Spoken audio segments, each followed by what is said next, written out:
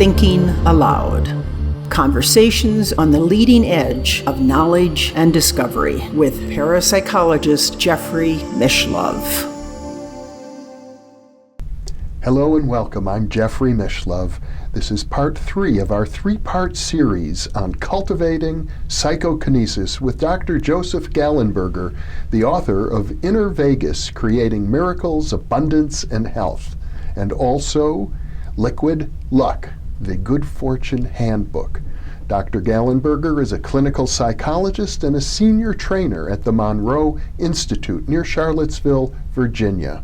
Welcome again, Joseph. Thank you, Jeff. Good to be here again. It's a pleasure to be back with you. We've covered a lot of ground in the first 2 segments of this program, but for the benefit of viewers who may not have watched them or watched them recently, let's recap a little bit. We're talking about training psychokinesis, basically. So we've talked about your own personal path. We've talked about working with group energy in the casinos in Las Vegas, but let's talk a little bit about the mindset required for people to actually believe that they can affect the physical world simply using conscious intention. Well, Jeff, it is a very open-mindedness. It's okay to be skeptical, but what we want is kind of a temporary suspension of disbelief, if you will. And if I could summarize quickly, how to cultivate psychokinesis, you'd want to have as open-minded a feeling as you could, but also feel really good, playful, filled with energy, feeling good about being here on Earth in the present moment, and hopefully then adding an awareness of connecting to something greater than yourself. So for many people that'd be connecting to spirit, God, divinity, those kinds of things. And then I would recommend the person look at a task of psychokinesis that they have affinity for. Somebody would love rolling dice and making money doing that. Other people would think that's very negative, but they might love to see if they could grow seeds in their hand in 5 minutes and see root growth. And other people bend metal or light bulbs. So pick a task that calls to you and that you have maybe most belief that you might be able to do.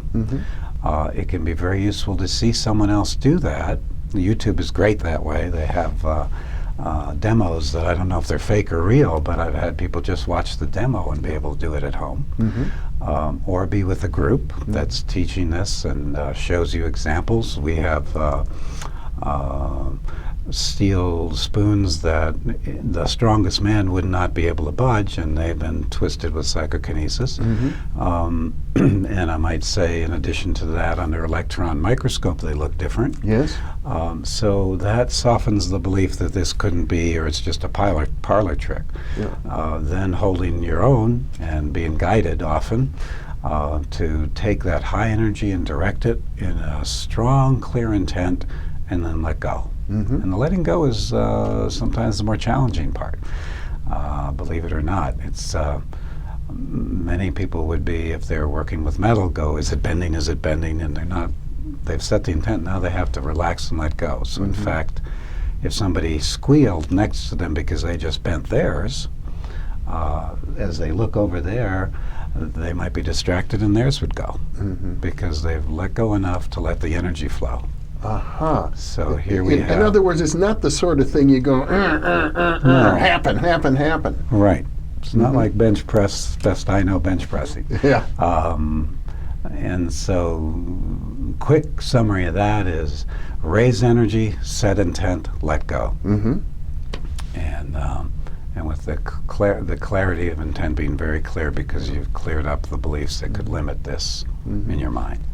Now, in part 2 of our 3-part series, we focus quite a bit on your work with groups in Las Vegas, your Inner Vegas workshops. Yes. But you also designed the MC Squared program, which is offered at the Monroe Institute, and you've alluded to it already in terms of lighting light bulbs, making seeds grow.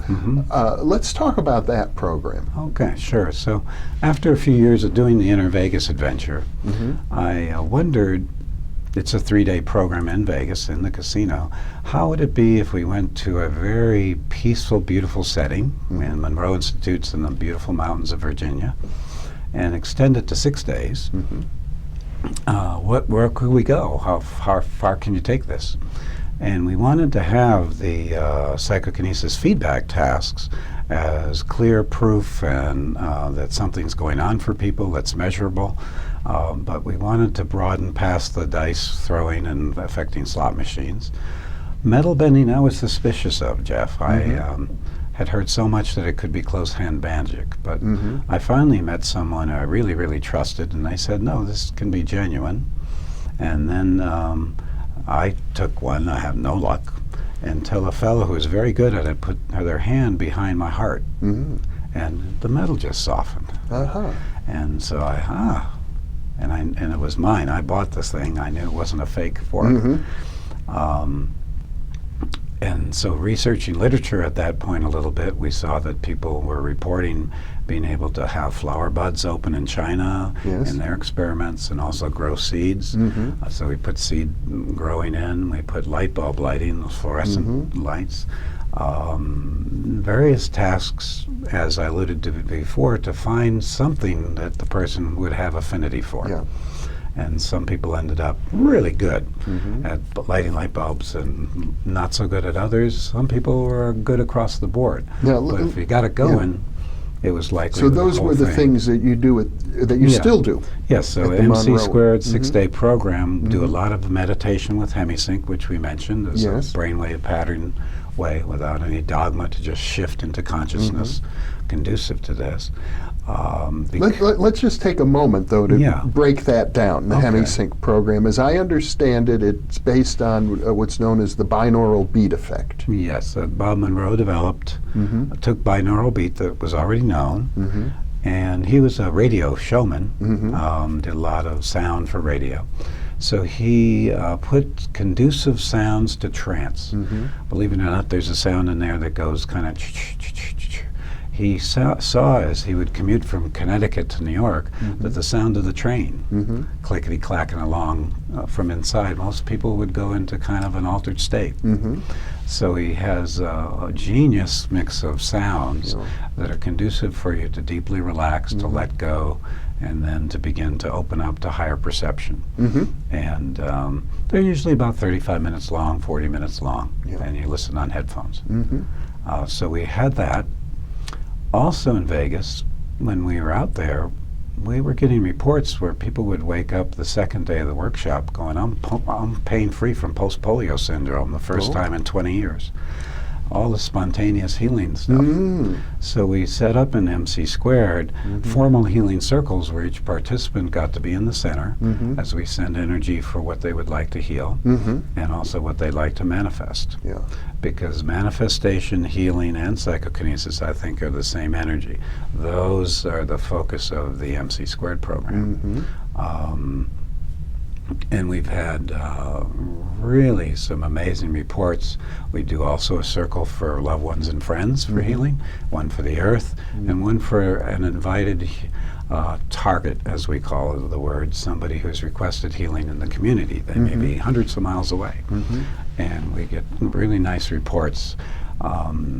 Illness and healing are a mystery to me. And I know I said I'm a scientist and I believe in looking at things as you can, but I also affirm you might as well celebrate mystery in this area because there will be some. So illness can be sacred, there for a purpose, and better not to mess it to shift. And other times it's ready to go. So We're definitely not claiming 100%, and we're definitely not saying don't go to traditional medicine. A lot of times it is a miracle in and of itself. I slipped once on ice, broke my leg. I was glad for the ambulance and for the rod they could put in my leg.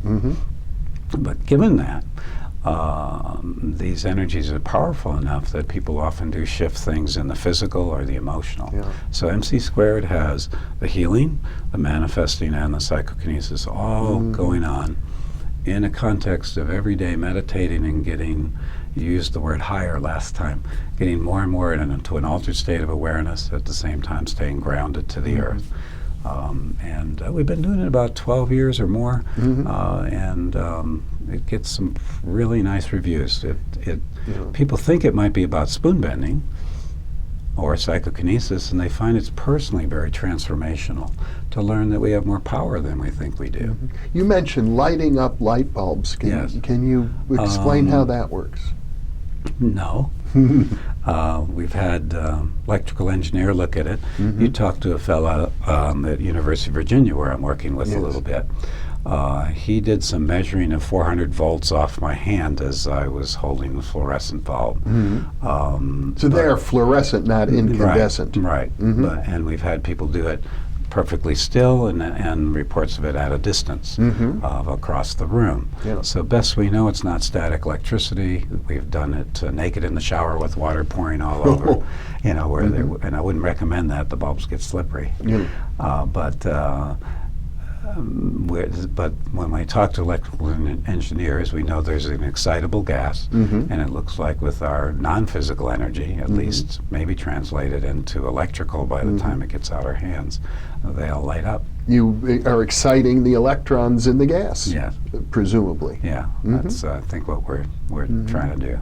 But ultimately, your work seems to be based on the concept of manifestation, that how we live in the world, how we experience the world, how the world responds to us, are ultimately products of our own mental state.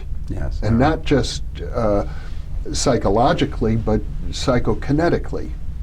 So I'd say mental and emotional state. And it leaps all the way back to, we referred to in earlier programs, that I was very, very close to my brother Pete, and he was a very good man and handsome, hardworking, all of this, and he just kept failing in the job environment over and over.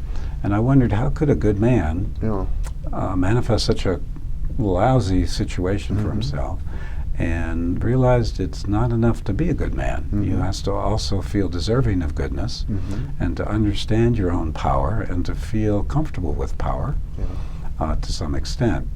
And so the psychokinesis is very interesting in and of itself. I tend to use it as a quick training device to show you what you can do. And then we see that translating into, say, people leave the Vegas adventure and they go home and they have art commission where they've been struggling artists for years, or they find a soulmate, or they start a business. We've even done a home study version of MC squared called Sync Creation, and we did a survey of 60 people who had that course, and people started, new businesses, checks came to them unexpected, health issues resolved, all kinds of things. So to me, manifestation is very important. To create as much of a positive environment for yourself and then your family. And one thing I really liked in the last decade is, it used to be people would say, Joe, I'd like to manifest a Mercedes. And Mercedes are fine. I think they're great. But now they'll often call up and say, I'd like to raise my energy to help my community. And as we do this as group, as we've referred to last show in the Vegas Adventure, we're finding the energy can be even more powerful. And I think that'll be very handy in the next few decades. I think we're at a tipping point on a lot of things in consciousness on the planet. The capitalist and scientific, materialistic type of community don't usually talk to the spiritual community.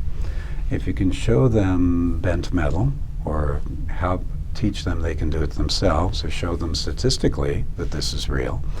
Now you can start a dialogue, and maybe we can combine the best of science and free enterprise, as well as bring in the gentling effects and the powerful effects of high spirit and open heart. And so I think they go together really well. Well, it seems as if, as you say, we're at a tipping point on the planet itself. There are many issues facing us, having to do with pollution, having to do with peace, war and peace. Yes. And if people of psychokinetic talent are able to manifest, ultimately we would want to manifest a better planet for everybody. And I personally think that we all have psychokinetic talent. Maybe like piano, some are at concert piano level and whatever. I think I'm at the play Happy Birthday on the piano level compared to our potential. But it's our birthright. It's been sort of muted a lot by our traditional Western society. When the Chinese study this, they find kids are more talented than adults, and they find children from a rural area tend to be better subjects than from a city. Less left brain development, a little more being in touch with nature, being in touch with the community sense.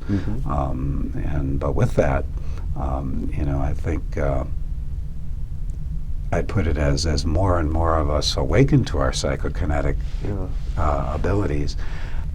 99% of the people I've met are of very good will, and they will automatically apply it to the betterment of themselves, their family, their community, the planet. So I suppose it's really a question of maybe starting with one's family and one's immediate life environment, and then letting it grow from there. Sure, and that might be 2 members of the family, and leave Aunt Nellie alone, not to pick on anybody with that name, just because for them that would be, they'd be very resistant. But often there'll be some receptive friends or family members. One of the things at Monroe Institute when we do MC squared and in the Inner Vegas Adventures that people rate very, very highly is meeting with like-minded people. Oh, I don't have to explain myself. I don't have to convince you. And that sense of having people who actually also want the best for the planet and believe this type of thing is possible is just such a beautiful drink of water in a desert. How would you distinguish between psychokinesis and prayer? Because I know many spiritual groups will pray for world peace, or people in certain religious sects even pray for, a new car if that's what they want. Yeah. I don't know if I'd be separating them. In psychokinesis, we find it's important to move out of individual focus and ego. And prayer does that. In the Catholic tradition, there's several kinds of prayer. There's contemplative and there's supplicative. Oh Lord, won't you buy me a Mercedes-Benz? We're picking on that car company. I see many things in common: trust, surrender, intention, letting go. And so I think they're very compatible. And I'm totally fine with somebody connecting with Source, however they define that. And for many people that would be within the traditional religious belief that they were raised in. And many churches have an ecstatic tradition or a tradition that would be supportive of that. In other words, you're not suggesting that the energy required for psychokinesis to affect the dice or to manifest something comes from the person themselves. No, I'm not sure. I think it's a co-creative act. The person definitely giving permission for energy to flow through them, but most powerfully over longer periods of time and with most consistent positive psychological spiritual benefit seems to be to become an open channel of the highest love you can embody and let flow through you. And probably the person's more of the intent setter. and then the energy flows. But I cannot say without. There's how I could go approach this is if I was very, very tired, I can do psychokinesis at the dice table, but I do it from a very yin, surrendered place of being an open conduit. Other times I'm filled with lots of energy, and I kind of get yang on it a bit, and I do acknowledge my connection, but my intention is 9 nines in a row, and by gummit, that's what's going to happen. And so I think it's a real co-creative dance. We're not fully out of the way, but we cannot be 100% feeling like we're the person doing it. We're the only person in the driver's seat. It does require at least an understanding that one's ego doesn't define the limit of one's being. Yes, yeah. We're larger than just our day-to-day ego. Right, so if you're going to say, I am doing it, at least say, my higher self and all my past lives or whatever it is, and know that no man is an island and my entire community has supported me, and hopefully have gratitude for whatever got you to this place of even having the opportunity to play with this versus have to try to figure out where the next meal's coming from. And that much the literature shows that you need to be out of that narrowly defined ego state and connect to something greater.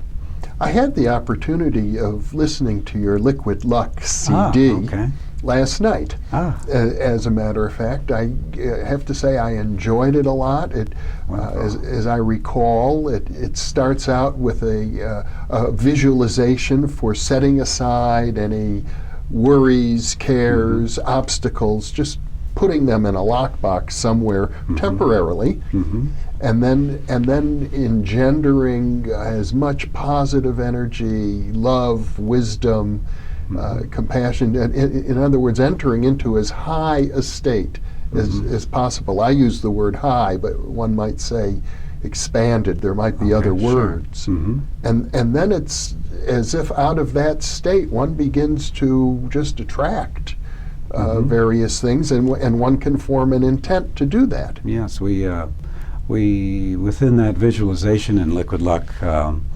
we take those energies and put them into like an energy vial that we visualize, or container. And then whenever you want to have an incredibly lucky day where everything goes your way, good synchronicity, serendipity, all you need to do is imagine taking a drink. And I was home and I put out the script in writing to a few people and immediately got reports. I sent it by email to my husband. He's sitting at a slot machine. He just won a jackpot, just reading the script. And within weeks, I had dozens and dozens of stories of people selling a house in an hour that had been on the market for a long time, winning lottos, getting job offers 3 in 1 week where they had been jobless. And so I accumulated a whole bunch of stories and wrote the book, Liquid Luck, the Good Fortune Handbook, to show what other people have done that are ordinary people doing extraordinary things. And in there expanded on why we accent being happy, grateful, having praise of the universe, feeling compassion, which gets you out of ego, and put in the book some exercises to deepen those things. So the Liquid Luck CD and book are kind of companion pieces now. And I just love getting the stories around the world that folks, it's triggering something. I think what happens, it somewhat luckily, somewhat by design, allows people to slip under those limits and away from the negative thoughts they might be having for long enough to create this window where something can pop in. It's almost as if the universe would love to give us a lot of good stuff, but we never open the window. And this opens the window a crack. Just a crack. And yes, I thought the accounts of people were convincing to me. I know a lot of fundamentalist ministers on television say, you know, send me money and God will reward you. And they have lots of stories, so one is necessarily, I think, skeptical and dubious about this sort of thing. But on the other hand, made a study of the art of manifestation as a clinical psychologist, and it seems as if it is indeed an art or a skill. Sure. And to me, the minister may not be or may be genuine, but let's say he is not. If the person listening believes the story of that if I open my heart to love, if I'm generous, and the minister is inspirational enough to create that kind of trust, then sure, things can flow. So you could even have a disingenuous message, because where they want the money to be spent is sending it to them. But you can still have results that are quite powerful. Well, and I guess that's probably why some of these ministers are so successful. Yeah, they're using some of the same psychology. Sure. And lots of traditions, shamanic traditions, lots of things have tapped into this. Best I know, I'm the only one that's combining right now Vegas and spirituality in this way, if you will. There's probably others, they may not be talking as much as I do about it. But I've always felt there needs to be this bridge between our physical lives and our full potential. And I've found one way I enjoy playing with that. It seems to be a benefit. And I think it's worth mentioning that you're not just hawking, good luck charms. You're, amongst other things, I know, working with the Division of Perceptual Studies at the University of Virginia to test these things scientifically. We're looking into, the last there was a psychokinesis task, 45 seconds, then leave it alone 45 seconds, go through 100 trials with 128 lead EEG on the head. And so we're looking to see what might be changing in brainwave patterns. And we did get some results. This is all preliminary stuff, but on the PK task that were look up to be above chance. And then seeing some interesting changes on the EEG. So we'd love to be able to begin to track what is happening, and as you mentioned, train people. We can probably train people before we even understand what the heck is going on fully, as we find what works. And if and most people have had the opposite. If I'm in a real bad mood, I shouldn't set foot near a casino. If I'm feeling like I always lose or I'm a loser, that people can see the result of that. Well, then the opposite be there. In fact, I get calls sometimes on radio shows of everything in my life has gone to crap, always, my whole life. And I go, wonderful. In some way, after being compassionate, you're doing psychokinesis. Now all you need to do is remove the fear, and it'll change from negative to positive. And sometimes it's easier said than done to remove the fear. But, we find that the bad day is created as much as the good one, and the difference might be what our mental state is. Dr. Joseph Gallenberger, thank you so much for sharing with us this 3-part series on cultivating psychokinesis. It's been my great pleasure, Jeff, and I hope this is of good benefit to a lot of folks. And thank you for being with us.